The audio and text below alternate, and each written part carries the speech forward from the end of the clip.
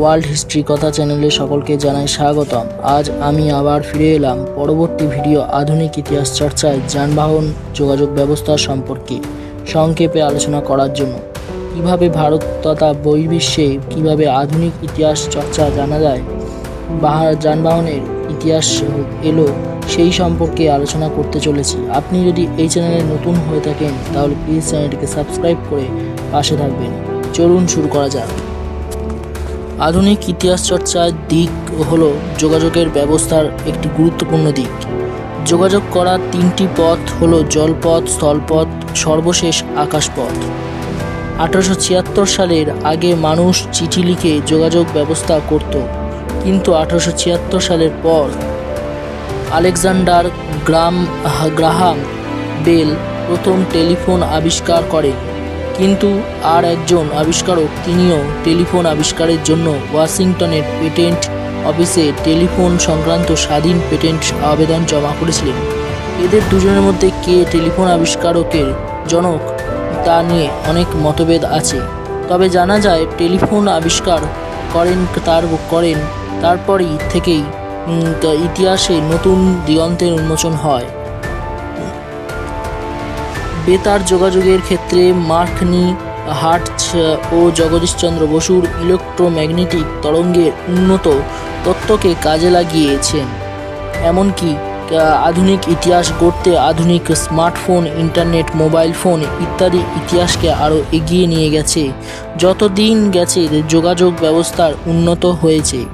তবে এর আগে মানুষ চিঠি দিয়ে একে অপরের কথাবার্তা সচেতন সারতেন। কিন্তু 1876 খ্রিস্টাব্দের পর থেকে খুব অল্প সংখ্যক টেলিফোন বাজারে আসছে। রাস্তার মোড়ে একটা করে টেলিফোন হোম বসানো থাকতো এবং অফিস দপ্তরেই এই টেলিফোন বেশি ব্যবহৃত হতো। খুব কম সংখ্যকই লোকের কাছে টেলিফোন যোগাযোগ এসেছিল, ব্যবস্থা শুরু হয়। এই সময় জমিদার বা বড়লোক শ্রেণীর মানুষের বাড়িতেই এই টেলিফোন ব্যবহার করা হতো। তখন যোগাযোগ ব্যবস্থার জন্য বাস, ট্যাক্সি, অটো, প্রাইভেট কার ছিল না। তবে বাস চালু হয় 1830 সাল। চালু হলেও ফ্রান্সের ন্যাটেসে প্রথম পাবলিক বাস ব্যবস্থা চালু হয়, যেখানে ঘোড়া টানা বাস ব্যবহার করা হতো। একই সময় ইংল্যান্ডে একটি বাস প্রসারিত স্টেজ কোচ ও প্রথম বাস হিসেবে ব্যবহৃত হয়। জার্মানিতে কার্ল বেঞ্চ প্রথম আভ্যন্তরীণ দহন ইঞ্জিন চালিত বাস তৈরি করেন, যা মোটর বাস নামে পরিচিত।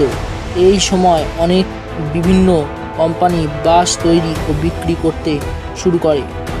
1898 সাল নাগাদ বেঞ্চ এবং গথলিব ডেইমলার ওয়েলস ও ইংল্যান্ডে তাদের বাস রপ্তানি শুরু করে।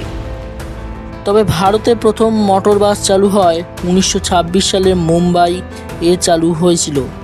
আফগান চার্চ এবং ক্রোফোর্ড মার্কেট মধ্যে চলত। যখন বাস, ট্যাক্সির বা অটো অথবা প্রাইভেট কার ইত্যাদি যানবাহন তৈরি হয়নি, তখন মানুষ এক প্রান্ত থেকে আরেক প্রান্ত জায়গায় যাতায়াত করার জন্য পায়ে হেঁটে, সাইকেলে, গরুর গাড়ি, ঘোড়ার গাড়ি, পালকি, ব্রিটিশদের আমলে হাতে টানা রিক্সা বা পায়ে হেঁটে মানুষ এক জায়গা থেকে অন্য জায়গায় যাতায়াত করত। 1853 খ্রিস্টাব্দে বোম্বেতে প্রথম রেলপথ চালু হয়। ঐতিহাসিক নিহার রঞ্জন রায় বাঙালির ইতিহাস প্রথম খণ্ড ও বিজয়গুপ্তের মনসামঙ্গল কাব্য থেকে জানা যায়, মধ্যযুগের বাংলার বণিকচাঁদ সদাগর তার সপ্তডিঙি নামক বাণিজ্য তরী নিয়ে সমুদ্র বাণিজ্যে যেতেন। কবি সত্যেন্দ্রনাথ দত্তের পালকির গান কবিতা, যা ইংরেজি অনুবাদ করেন সরোজিনী নাইডু, থেকে পালকির গুরুত্ব জানা যায়। এইসব পরিবহন থেকে পালকির গুরুত্ব জানা যায়। তাই যানবাহন ইতিহাসে একটি গুরুত্বপূর্ণ ছোট একটি অধ্যায় হয়ে ওঠে। তো এখন বর্তমানে বিভিন্ন ট্রেন, যেমন এক্সপ্রেস, বুলেট ইত্যাদি ট্রেন আমরা দেখতে পাই, তেমনি কলকাতা শহর ও তার আশেপাশের জেলাগুলিতে যাতায়াতের জন্য ট্যাক্সি, অটো, বিভিন্ন বাস, যেমন ক্যাপসুল বাস, পাবলিক বাস ইত্যাদি, ছোট 3 চাকার অটো বা টোটো ইত্যাদি গাড়ি দেখতে পাওয়া যায়। এইভাবে গড়ে ওঠে আধুনিক ইতিহাস চর্চায় যানবাহন ব্যবস্থা।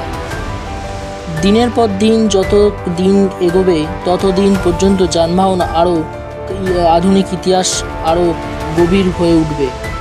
এইভাবেই আধুনিক ইতিহাস চর্চার সম্পর্কে, যানবাহন সম্পর্কে সমস্ত তথ্য আজ আমি আপনাদের সঙ্গে আলোচনা করলাম। যদি ভিডিওটি ভালো লাগে তাহলে চ্যানেলটিকে সাবস্ক্রাইব করে লাইক, কমেন্ট, শেয়ার করতে ভুলবেন না। আজ এই পর্যন্ত, পরবর্তী ভিডিও খুব শীঘ্রই নিয়ে আসছি। ধন্যবাদ।